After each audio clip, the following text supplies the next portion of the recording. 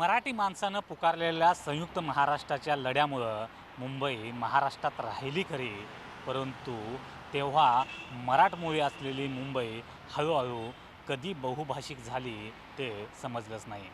त्यामुळं इथली राजकीय समीकरणंही पर्यायानं बदलत गेली. मुंबईसाठी मराठी आणि अमराठी वाद काही नवा नाही.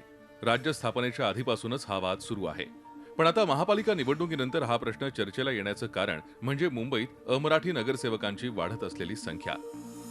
मुंबई महापालिकेत एकूण 227 नगरसेवक असून 2007 मध्ये पालिका निवडणुकीत 67 अमराठी नगरसेवक निवडून आले होते. त्यामध्ये प्रामुख्यानं गुजराती 13, उत्तर भारतीय 19 आणि मुस्लिम 21 होते. 2012 मध्ये 62 अमराठी नगरसेवक निवडून आले होते. यात गुजराती 17, उत्तर भारतीय 13 आणि मुस्लिम 19 होते. 2017च्या पालिका निवडणुकीत निवडून आलेल्या अमराठी नगरसेवकांची संख्या आहे तब्बल 73. यामध्ये गुजराती 24 असून त्यातील 23 जण हे भाजपचे आहेत. उत्तर भारतीय 15 आणि मुस्लिम 27 आहेत.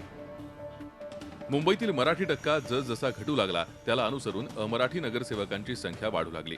अस्सल मराठी भाग अशी ओळख असलेल्या गिरगावातच मराठी अल्पसंख्याक होण्याची वेळ आली आहे. म्हणून तर इथून 5 नगरसेवक हे गुजराती समाजातून निवडून आलेत. जे गिरगावमध्ये घडलं ते दादर, लालबाग, परळमध्ये घडण्यास वेळ लागणार नाही.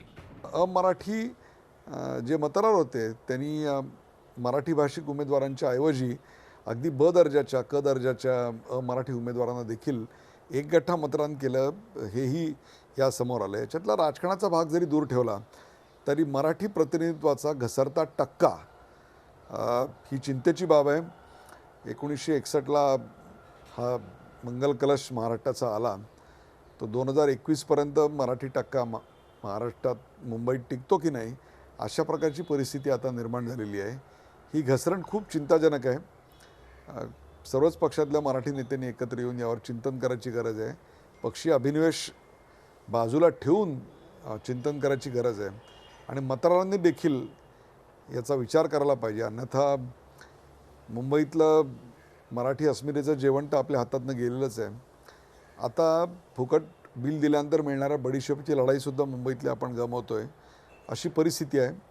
वेळीच आपण सावध झालो तर ठीक, अन्यथा वेळ निघून गेलेली आहे, ती पुरती निघून जाईल यात काही शंकाच नाही. मुंबईतून मराठी माणूस कमी होत असल्याची कारणं काय, याला जबाबदार कोण हे गांभीर्यानं घेण्याबरोबरच किमान आहेत तेवढ्या तरी मराठी माणसांनी एकत्रित येण्याची गरज व्यक्त केली जाते. मराठी माणूस जो काही शिल्लक आहे त्याने एकवटून एकाच ठिकाणी राहायला पाहिजे.